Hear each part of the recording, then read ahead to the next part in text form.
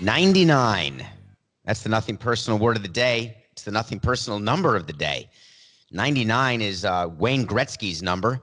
Wayne Gretzky was in the news this weekend, somehow saying, I think the NHL will be playing this summer. It wasn't based on anything other than desire, hope, prayer. I actually hope it does happen. I want to see sports back safely. Wayne Gretzky, the GOAT, right? Is there any question that when you're thinking about some of the greatest players in each sport, we go hockey, it's Gretzky. People say Lemieux, maybe Sidney Crosby, maybe Bobby Orr, maybe Gordie Howe. No, it's Wayne Gretzky, period, hard stop. It was 21 years ago this past Saturday. April 18th, 1999 was Wayne Gretzky's last game. That is 21 years ago. He had his last game at the Garden. He actually finished his career, you know this, as a New York Ranger. I was lucky enough to be at that game. And I was a sort of a hockey fan growing up, much bigger Knick fan, but also a Ranger fan. My order was Knicks, then Giants, New York Giants, then Yankees, then Rangers. But I loved going to hockey games, didn't much like watching them on TV. I got invited to that game by a friend of mine, a really good friend of mine, best friend, and we knew that we were watching history. And when you get a chance to see the greatest of all time, if you get a chance to see Tom Brady, you go see Tom Brady. When you get a chance to see Wayne Gretzky, you see Wayne Gretzky. It was a love fest, that final game. I remember buying a T-shirt, and I was not yet in baseball. I started in baseball in December of 1999, but in April of 99, I was at Morgan Stanley, and I just remember thinking to myself, how am I ever going to match the emotion of a game where the outcome didn't matter? The Penguins beat the Rangers in overtime that day, where you just say to yourself, that man will never lace up skates in a game that counts again.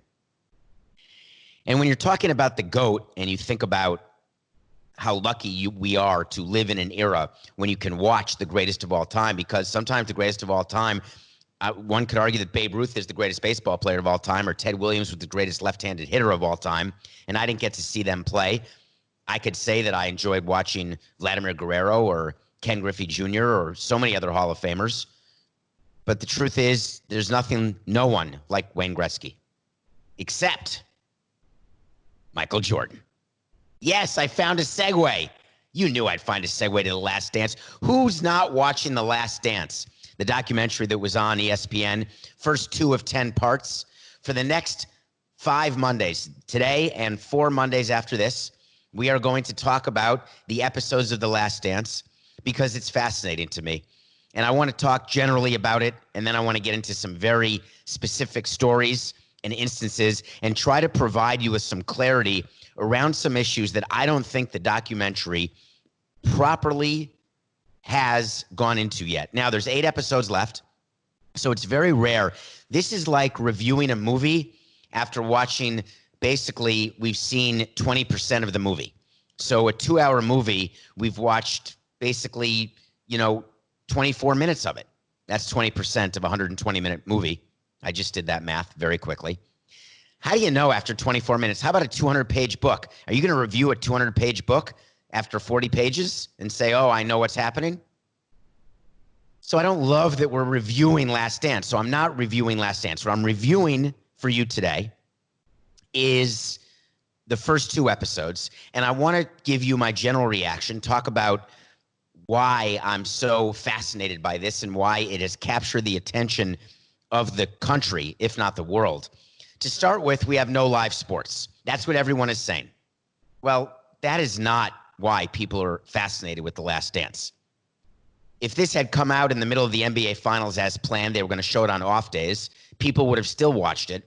And the reason is that you have an opportunity, so we thought, to see deep inside what was likely the greatest dynasty in the history of basketball. Now people fight me and say the Celtics when Bill Russell won, I think, 10 or 11 rings, or the Miami Heat with LeBron James, or the Golden State Warriors with Steph Curry, maybe even the Spurs. You could talk about all sorts of great teams who's the team of a generation. But when you talk about the Chicago Bulls and what they did with Michael Jordan, there is no discussion. And what I'm hoping the documentary is able to do is explain to people who were not old enough to understand what they were watching, were too young to actually be watching, or maybe were not even alive. Believe it or not, if you are 13 years old, strike that. If you are 23 years old, that's unbelievable. I had not done the math right. I have been, since last night, I've got Corona brain. That's not a word of the day, but it's just total atrophy. Since last night, physical and psychological atrophy, since last night, I've been thinking that 13-year-olds were not alive to watch Michael Jordan try to win his 6th title in 8 years. They weren't alive to know that he left basketball under very mysterious circumstances in the middle of that 6-run title run.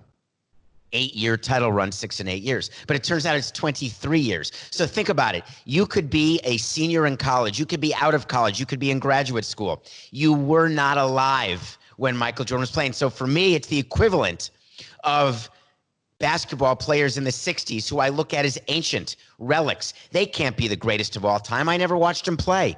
The greatest of all time have to be people who I saw, who I felt were the greatest.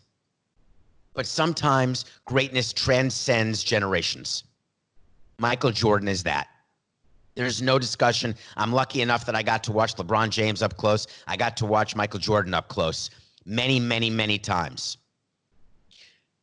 Forget the fact that Jordan has more titles. That's not even the most relevant part. Michael Jordan's ability to single-handedly destroy other players and other teams is the stuff that legends are made of. He was able to psychologically and physically beat teams before they'd even walk onto the court. One of the interesting parts in the documentary is when he golfed with Danny Ainge in between, back before they'd won their first title. This was during a 1986 first-round playoff series. He scored 59 points or 49 points in game 1. He then plays golf with Danny Ainge during the off day, comes back, doesn't play well, tells Ainge, you better tell DJ to look out. Dennis Johnson, I think he talked about DJ, whoever he was talking about. By the way, those Celtic teams were insane. I think they won the title in '86. They were just unbeatable. But Jordan then put up 63 points. Jordan had the ability to do what he wanted when he wanted to. You knew when you were playing him, you were going to lose. I've talked to you on Nothing Personal about the double nickel game, his first game back wearing number 45 after his 2-year baseball hiatus, when he beat the Knicks in the Garden with double nickel, first time playing in the Garden after his hiatus. And the game ended on a quick pass to Bill Wennington, who was, by the way, made an appearance early on in the documentary. How great to see some of the old guys. But how did this happen? How did they have this much footage? How did they have this much original footage? How did they know to get behind the scenes of this 6th and final title run? Well, the setup was perfect. For those who don't remember, they set it up perfectly. The offseason made any Marlins offseason or any other offseason of your team where you think there is dysfunction, any insanity, the offseason after the Bulls won their 5th title, the offseason which started at the post-game press conference, and it appeared on the documentary, was the craziest offseason I've ever seen a team have. And I had not been in sports yet. But living through that offseason, I remember thinking, I can't believe the Bulls are going through this. My hatred for the Bulls was deep. My respect for the Bulls was deep. My jealousy of the Bulls was deep. But I remember thinking, as crazy as the Knicks are, and this is before I was ever in baseball, before I was ever in a front office, I not yet started year 1 of 18 years. I was thinking, how is it that a GM, Jerry Krause, who I had a long history with already back in 1997, how would he announce that Phil Jackson is in his last season before it even starts? How would Michael Jordan be forced to give an interview post winning a title and say the words, I will only play for Phil Jackson? How did it get this way with the Bulls?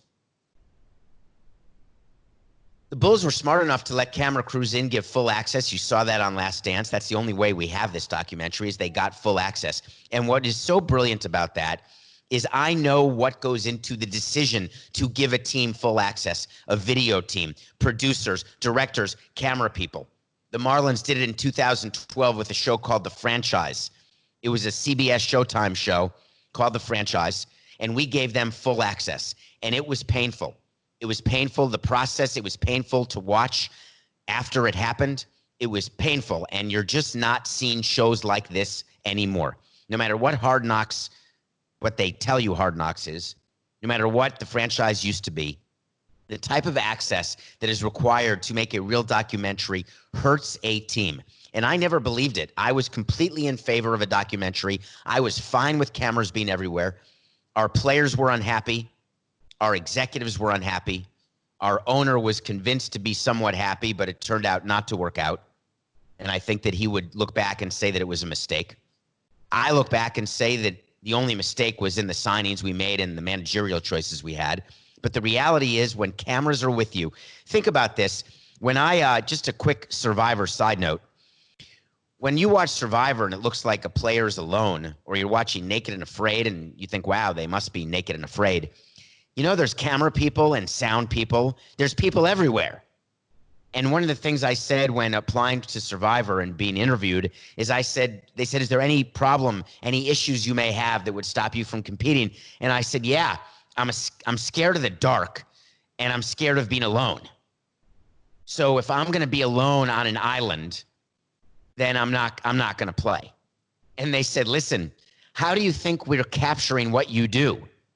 And it never occurred to me, oh yeah, there are cameras. Oh, there's people holding the cameras. How are they hearing me? Boom mics. Or you're mic'd up. It all is making sense. So when we're getting access to what's going on in the locker room, when you're hearing Michael Jordan say the things about Jerry Krause that he was saying, or what he was saying during a practice to Derek Harper or Tony Kukoc, the way he was showing leadership by bullying almost, there are cameras right there.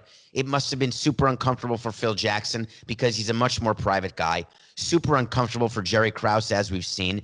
And believe it or not, super uncomfortable for even players with the biggest egos who have thoughts of wanting to be movie stars. So there's a lot of minuses to this documentary and allowing this documentary. And the pluses, of course, are, hey, we get to see it. So what are the takeaways? I'm going to try to go in some sort of temporal order.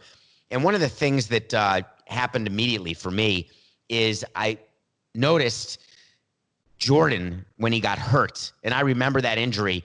And I remember not thinking much of the injury because back in those days, the biggest issue for the Knicks was not the Bulls. The Bulls were not a true problem. It was the Celtics and it was the Pistons. It really was not, didn't matter. So Jordan misses all those games. He comes back. I did not know until yesterday, never knew that he was rehabbing on his own at the University of North Carolina. He was playing games, as he said, of 1-on-1, then 2-on-2, 3-on-3, 4-on-4, 5-on-5.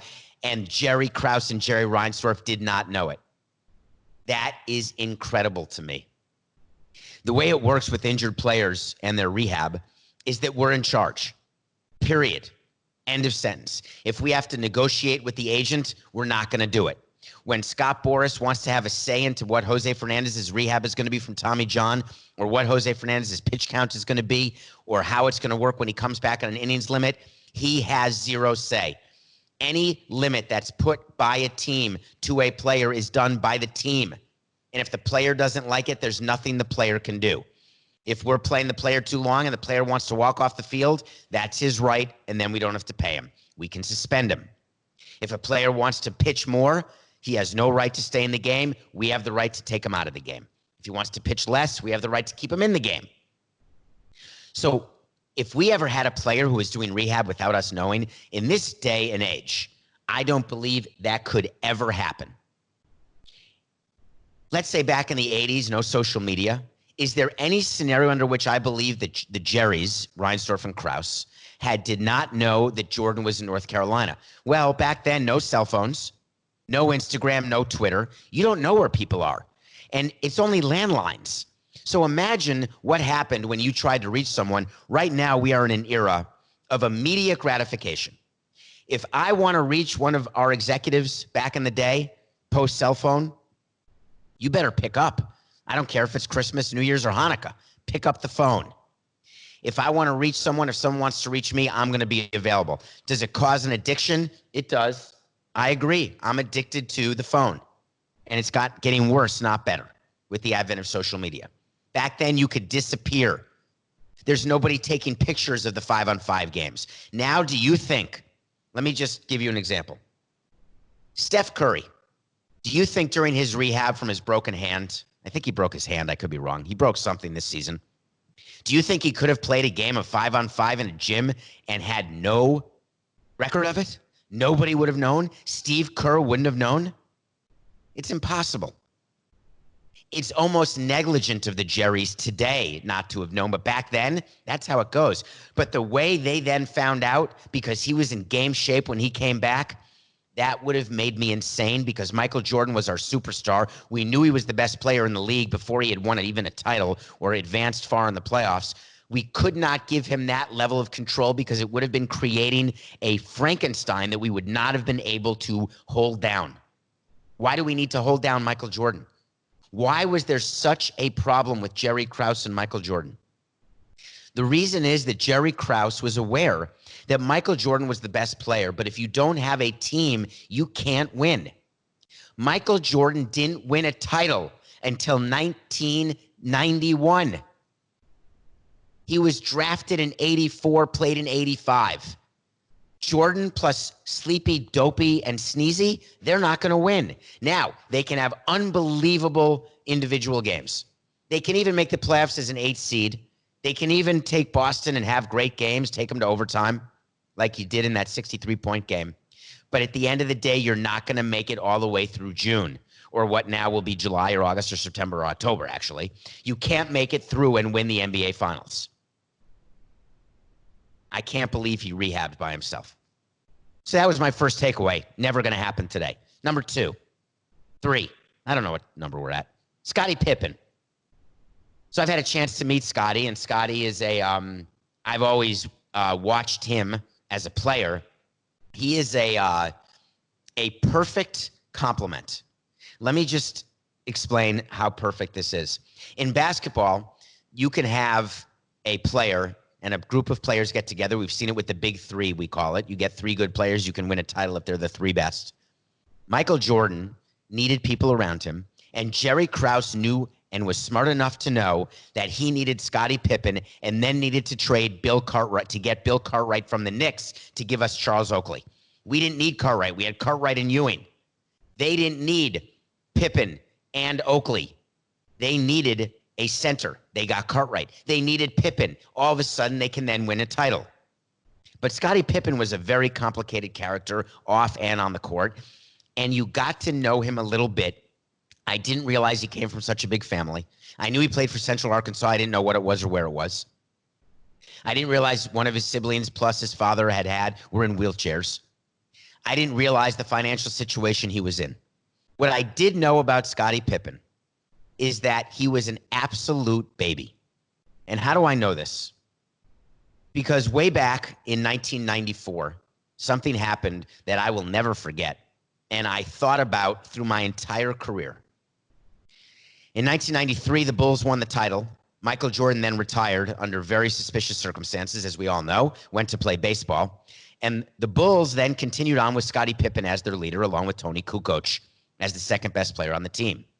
1994, the Knicks were getting better. They lost in the conference, either semis or finals to the Bulls. I think it was the semis in 93. I think that could have been the Charles Smith year when he went up 50 times, couldn't go up hard and dunk the ball. If you're an old Knicks fan, you know this. But I'm not going to get into it now. I'm too upset. Still, 27 years later, still. So Pippen's the leader. They're playing the Knicks in the Eastern Conference semifinals, 1994. The Bulls are up 2-0. Or the Knicks are up 2-0, I'm sorry. And it's game 3. And the Bulls are tie game, timeout. Phil Jackson is calling a play. And I'm watching the game. And Scottie Pippen's not paying attention. And the camera is showing this game was played in Chicago. And Scottie Pippen's not paying attention. And I'm thinking to myself, and I remember this happening. And it was 1994. I remember as though it were yesterday.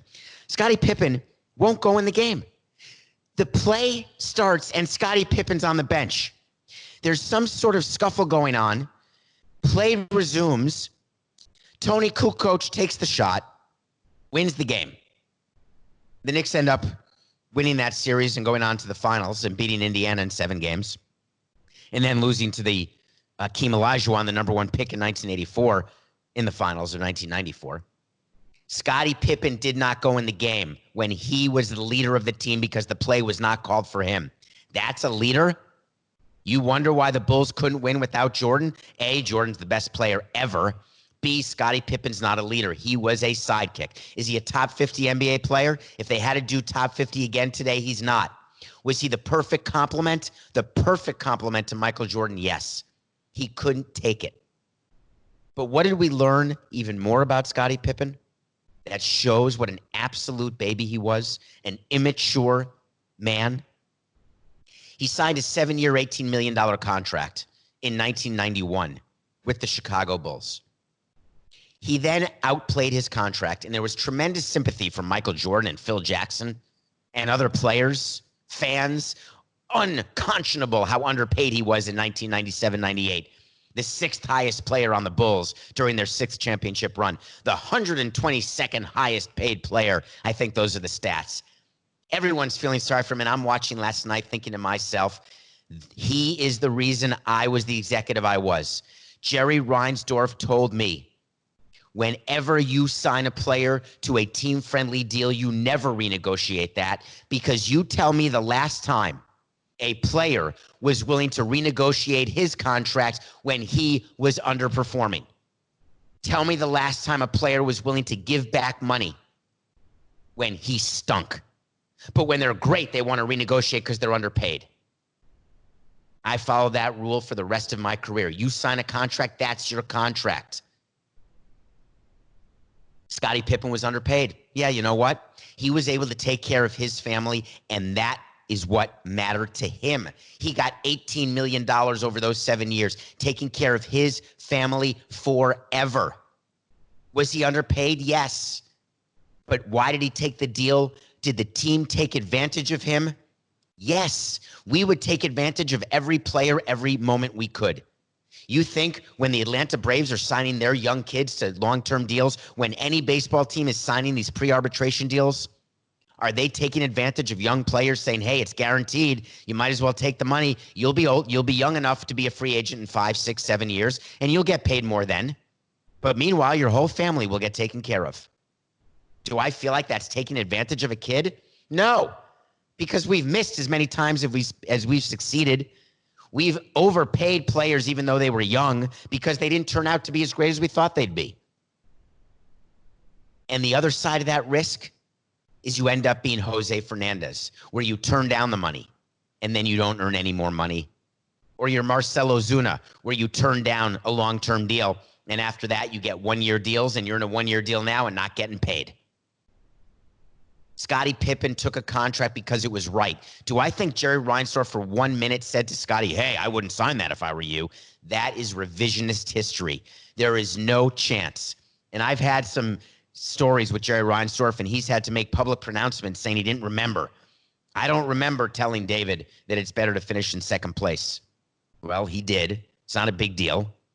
He's going to say, of course he said it to Scottie Pippen. Where was the part of the documentary where Scottie Pippen said, yeah, Jerry told me not to sign it, but I signed it anyway? How do you not ask that question and edit that into the documentary? Where's the tweet from Scottie thanking Jerry, saying, Jerry told me not to sign it, but I explained to Jerry I had a family to take care of? But instead, Scottie acted like a baby. And we find out last night, and I was never aware of this, and my knees buckled. The smoke came out of my ears. I started getting a temperature and having at least 3 COVID symptoms. When a normal day for me is only 2, I had a 3rd one watching. He delayed surgery as an FU to the Bulls because he was being underpaid. He delayed surgery so he can enjoy his summer. That's why they allowed swearing on ESPN, so we could hear him drop an F-bomb. I think Jordan dropped a few F-bombs too. Scottie Pippen was willing to take time off.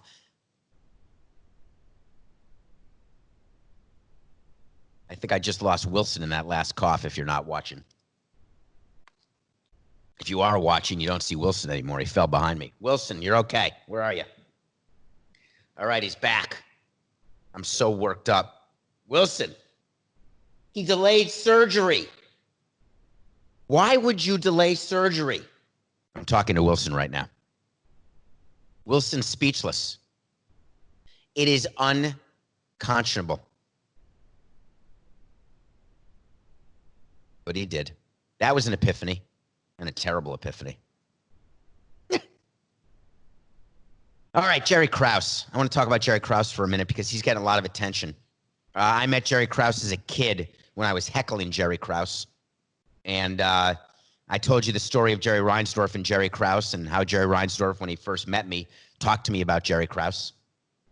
But after the Bulls, after I got into baseball, Jerry Krause I would talk to him, and he and I had a phone relationship, and his name is actually still in my phone.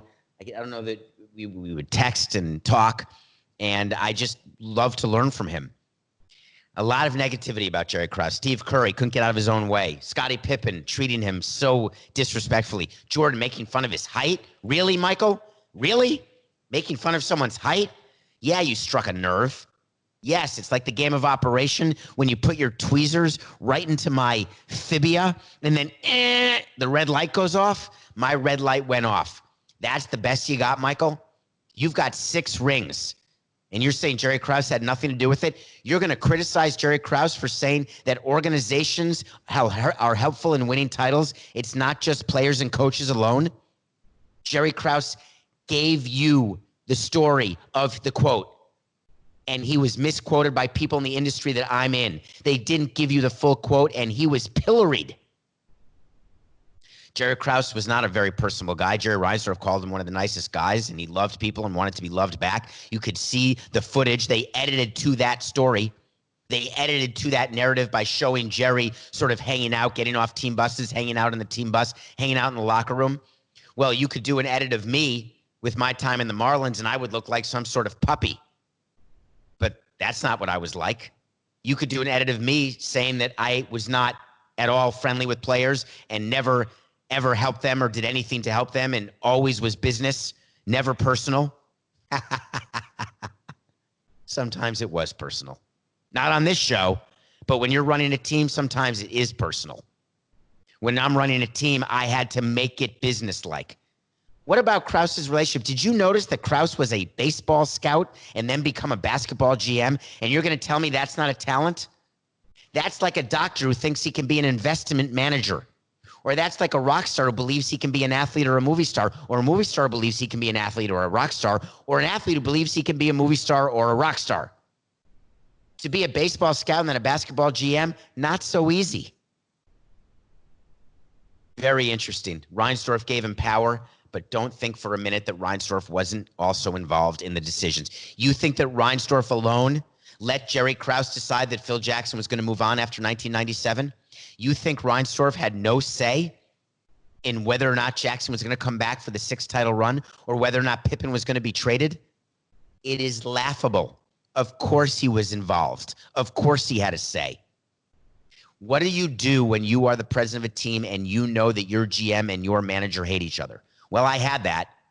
We had a problem with with Joe Girardi, Ozzie Guillen too, but let's talk Joe Girardi. Larry Beinfest and Joe Girardi did not get along. If you ask Larry, he may tell you that or he may not. If you ask Joe Girardi, he may tell you that, he may not. I think what Joe Girardi would tell you is that he was immature first-time manager and he's grown a lot through his experience with the Yankees and now as a manager of the Phillies. The fact of the matter is it was very uncomfortable for me because I really had a problem with Joe as well. I didn't like the way he operated the team. I didn't like the way he operated, not managing. He always managed the game well. I didn't like everything else. Anything outside of those 3 hours and 7 minutes average game time. So the other 21 hours, I had a problem. And we had an owner who absolutely did not have a problem with Joe until he did. And that caused all the issues of firing him and then rehiring him and then firing him. But when you've got a GM and a coach who don't talk the way Phil Jackson told you he didn't talk, the only way that you are going to win a title the way they did is you have to have the GOAT.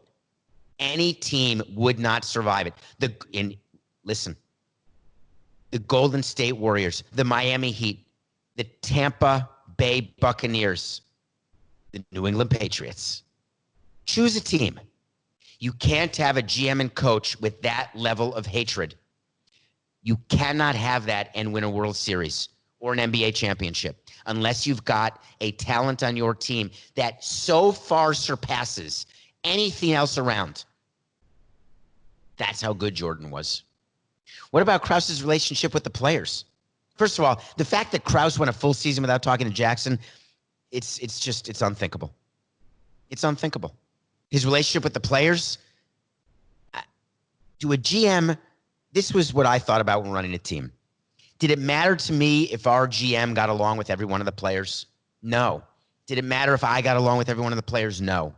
Did it matter if the owner got along with every one of the players? Yes. That part mattered.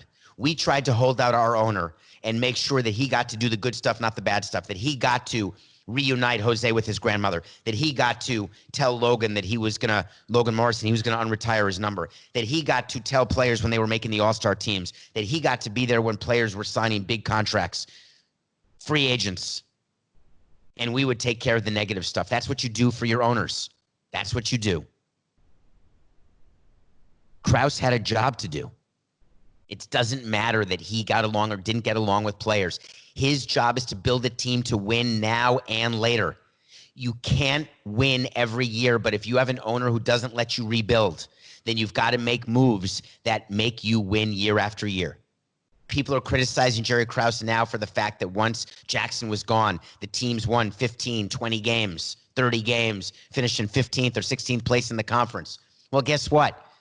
Who wasn't on the team? I'm trying to remember. Who wasn't on the team after the Bulls won their 6th title? I must be wrong. Coca. Was Michael Jordan on the team in 1999? I'm just trying to remember. When the Knicks went to the finals against the Spurs. So the Knicks won the conference championship in 94 with no Jordan, and then again in 99. Do I have it wrong, Coca? I think Jordan may have been on that Bulls team in 99. I wonder why they didn't win. It must have been Krause's fault.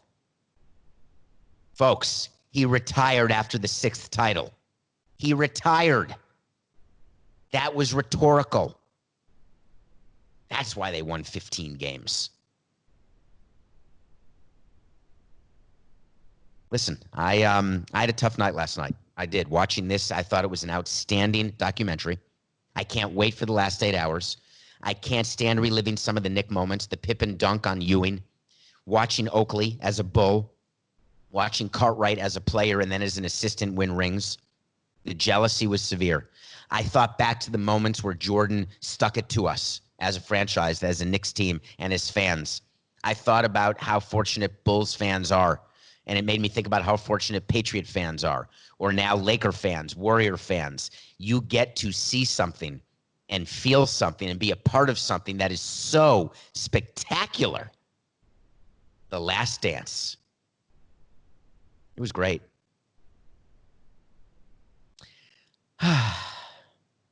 Okay. We'll do it again next Monday because episode 3 and 4, I think it's the Rodman episode for 3. Rodman is a perfect example of a player who you hate when he's not on your team. You love him when he is on your team. And when you are teammates or a GM and you've got a Rodman on your team, you've got to be on your game every day, every minute of every day, or else you've got unlimited service. I'm excited to see what that looks like. MLBeard challenge. Yeah, I'm still going. It's day 36. Double high. High is 18 for those of you playing at home. It's fine. It's grown in. Giving $1,000 a day to every baseball team. Now we've moved on to the basketball teams. We're going around. I did not get any correct answers to my question. Why $1,000 was given to the Atlanta Hawks, Boys and Girls Club of Atlanta. Why $1,000 was then given to the Cleveland Cavaliers. Well, here we go. Teams 3, 4, and 5. The Detroit Pistons, the New York Knicks, and the Chicago Bulls. Tweet at me, David P. Samson. Follow me at David P. Samson, then DM me. And get in there and find out how it is that I did Detroit, New York, and then Chicago. So what I'm going to do is find an organization, maybe give it to the teams. New York needs all the help it can get. That is for sure. So does Detroit, so does Chicago. Great foundations. I was thinking about those three teams, the Pistons, Bulls, and Knicks. They were the teams really of the Pacers I never really thought of as a rival, even though we had great playoff series against the Pacers. I never viewed the Heat as a rival, even though we had great playoff series against the Miami Heat. It was always the Pistons we had to get through, and then the Bulls we had to get through. Never forget Game 5 of the 1984 first round, winning on the road to win a best-of-5 series, to lose to the Celtics in the second round, but that was one of the great road victories. It's hard to win on the road in the NBA. The thing I want to do about the MLBeard Challenge is I want to tell stories about each city. We've spoken about New York. I've given you stories about the Bartman game. I'm going to come back to it because I don't want to let this show end. And I will come back to all stories. It could be at the end of the month pod. If you go in to Apple and give me 5 stars and then tell a friend and then review, please do all those things. Do a review and ask a question. You can ask me for my top Chicago story, Detroit story, New York story. There's a few you haven't heard. Quite a few. But I want to talk about this NFL mock draft that's coming, and I'm just going to mention a few things about it. And what's happening is that this week, starting on the 23rd, which I believe is Thursday, there will be a virtual draft. And this draft is going to happen, as you know. Roger Goodell is in his home leading the draft. Then all 32 teams will, and there are 32, none of them will be together, supposedly. They're all apart. They're all Zooming. There's a ton of technology, and that is how the draft is going to go. And we talked a lot about dress rehearsals and mock drafts. So a mock draft, we did it on Nothing Personal, is what all the networks are doing. We did it with CBS. There's one today. I think it's mock draft 5.0 or 4.0 on CBS Sports HQ. And the real one starts. What we're hearing today, there is a dress rehearsal going on, which means they're going through. Do you remember how funny it was when we had a dress rehearsal? By the way, if you're looking for the funniest video ever recorded about what's going on with the NFL draft, go to Chris Hassel. He is a great follow on Twitter. He is a straight Iowa guy who I'm lucky enough to work with. And he, along with the CBS Sports social team, put together a video that has one actor in it, and his name is Chris Hassel, playing the part of 10 different people. And he goes through some of the issues that could happen. As a matter of fact, I have a wait to see about what will happen, that there will be a timeout for technological issues. It turns out that Adam Schefter, who my guess, and this is something I've not said yet, I believe deep down there will be members of the media on this draft, somehow getting information before anybody else, somehow finding a way to Zoom bomb.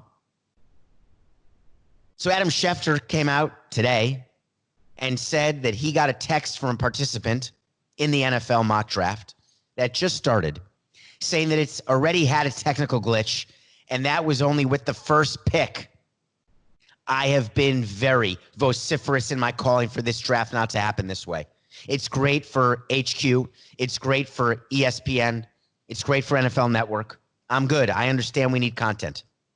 The problem is it is tone deaf to me. And now we have a chance to have it actually not happen properly, which could impact the competitive nature of the draft. There's been conversations that they're going to be able to stop the clock to engage in offline trade conversations. Trades are part of what you need in the NFL draft or the NBA draft in order to do your best. GMs and scouts, their jobs, team presidents, their jobs, head coaches, their jobs, players, their jobs depend on the draft in the NFL. It's not like the MLB draft. I love the MLB draft and I want to make it a huge event. But guess what? It takes years to find out whether I'm right or I'm wrong. In the NFL, it's that year. In the NBA, it's that year. It's this year now. These players drafted are being counted on to come to camp in July, which I told you is going to be delayed. Wait to see. To play in the 2020 regular season, which may or may not happen, believe it or not. And if it does happen, will definitely happen without fans. I don't know if I've made that a wait to see, but I could. This draft matters. You cannot afford any sort of technical glitch. You can't afford the ability to lose the ability for teams to be in communication properly. You can't lose the ability for teams to be in the same room. They've got to be able to get it right. If you've got to delay it until social distancing measures are eased, until there is testing, you delay it. What's the downside of a technical glitch? What's the downside of having trades not be able to properly happen? Well, you could argue, and people have been arguing nonstop to me because I've been having this debate with people on Zoom, virtually. I've been having this debate that what's the difference? We've got to give people content. That's why The Last Dance was moved up from June. Give people content. No, it's not about giving people content, actually. It's about the fact that ESPN's numbers were about half of what they were last year at this time. It's the fact that cable companies, networks, teams, they are losing money hand over fist, and they've got to find a way to recapture it. If I were the NFL, I would need this draft because I need the NFL Network to have it. I need ESPN to get ratings. I need CBS to get people watching and clicking and monitoring all the mock drafts and the fantasy advice and all the other things. I need people gambling. Can you imagine people are gambling in record number on who the first or second pick is? You don't think that is absolutely absurd? But the gambling sports books need business. The downside is if you get it wrong, not only are you costing people jobs, but in the long term, you're costing teams their ability to compete. I don't want that.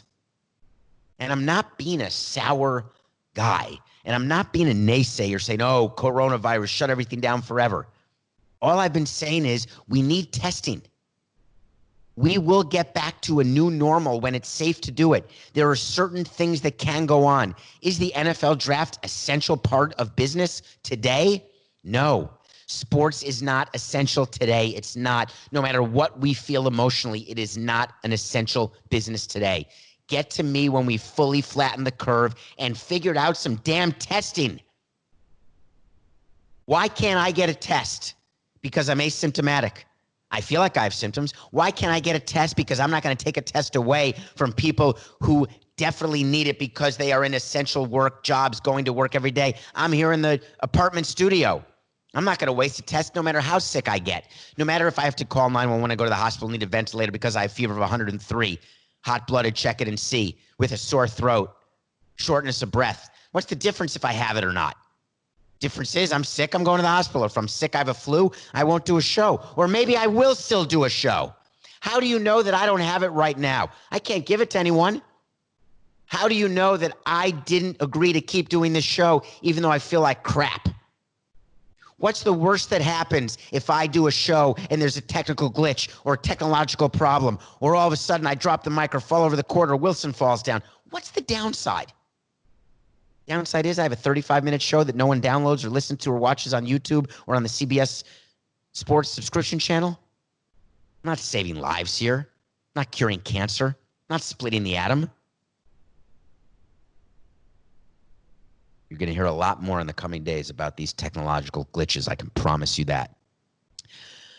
All right, I promise you also that I make mistakes. I'm human. I have made so many mistakes in my life, personally, professionally. It's hard to correct everyone. But on this show, I promised that I will correct any mistakes that either Coca catches, but he's asleep at the switch in the air. I haven't heard one word from him all show. I think he mentioned that Jordan retired in '99, not realizing that was a rhetorical question. I got a few things wrong. Thank you for you DMing. I got one of them actually on Instagram, which is also David P. Samson. I don't really post a lot of photos. Sometimes I do. But here's the two of them. Number one, when I reviewed Rain Man, I referred to Dustin Hoffman, the Academy Award-winning actor in Rain Man, that he played an autistic person, that he had autism. And I got a tweet saying, from a listener of Nothing Personal, thank you. He works with people with autism in Arkansas, and he asked me to make the correction on behalf of all the great people with whom he works every day. And the correction is, it is someone, a person with autism, not an autistic person or an autistic people. They're all different types of autism. Dustin Hoffman was a person with autism. Thank you. Second correction, I told you that Danny Meyer founded Shake Shack and he was a Yaley. I met him through Yale, but Danny Meyer is not a Yaley. He went to Trinity undergrad. That was a correction. Thank you. He went to Trinity, not Yale. Wait to seize is when I'm held accountable, and I am held accountable when I'm right, when I'm wrong. I told you in early March, wait to see Tiger Woods will skip the Olympics even if he qualifies. Guess what? That's an NA, not applicable. No Olympics. That wait to see is not right. It's not wrong. It's done. My wait to see for today is about The Last Dance. Unlike the XFL, next weekend, the ratings for The Last Dance will increase in week 2, not decrease. And ESPN and everyone else will smile. They'll look at Michael and they'll say, Mikey, Mike, Michael. It's just business. It's nothing personal.